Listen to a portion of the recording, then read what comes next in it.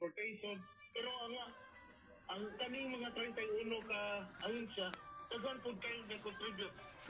Di siguro na po manganlan tanan kay iba po precious kayong time sa air. Pero pasalamat ko nila. Pasalamat ko sa 31 ka ahensya.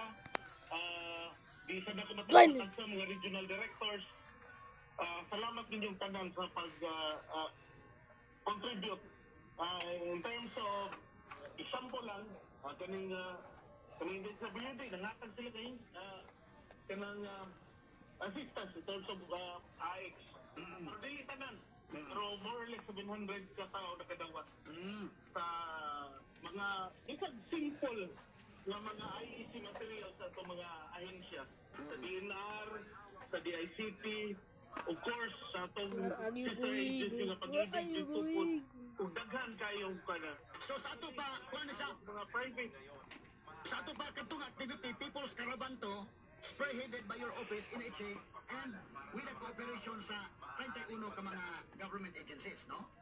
Yes, Atty. Roque. So, ano po sa mga Beneficiaries. beneficiary, meaning katong naman tayo mga housing agent, housing project sa Cebu City, o Mandawi City. So, nag-pick me ako nila para mo adto sa Caravan sa Mandawi City. So ang mga Caravan dito giheld sa Mandawi Sports Complex. Yes, Atty. So apil na ito mga beneficiaries sa Cebu City o sa Mandawi City. Yes, Atty. Okay. Usa ka lawa ganito, sir? That was Thursday, whole day of Thursday. Oh, okay. So mo to niya paghumanan eh, mo gini ang highlights on top nga. No, tayo. Lipay kay ko ng media.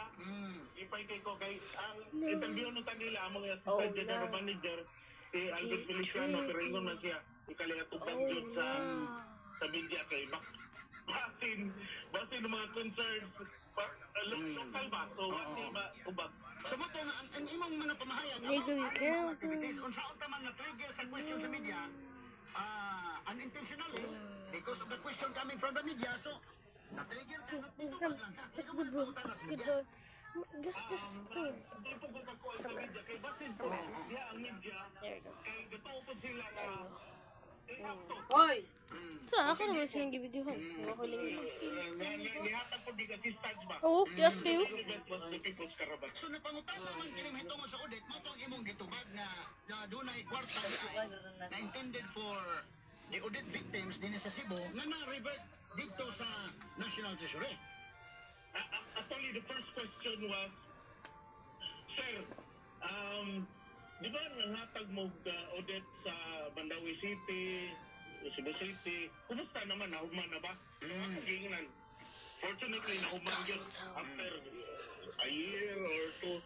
So, ang follow-up question was, Mato, ganun wala man mo sa probinsya, something like that. Oh, sumoto na explain nimo. So ato karon na kay wala kay intention niya unsan because ang activity, ang highlights mao tong Caravan, People's Caravan ninyo, unya tungod lagi kay nangutan na in fact dili mo ikaw supposedly may matubang sa media but you were told nga ikaw may matubang. Yes. Oh, sumoto na. And last year, ako gibasa na rin katong mga dokumento. Pag negotiation aming probinsya o anything, I was assigned to Demilo. Pero pag sugod yun sa audit, ako pa. So nung sumita mo, siyempre kay gipangutan na kasi media na igoro sa kanito bagtaon niya pag-ingon niya. Wala niya doon follow up kanong sa probinsya wa man. So unsa may nitabo dahil sir, dunay na lista ninyo nga mga beneficiaries unta sa province based on the list gikan sa unsa man confirm ninyo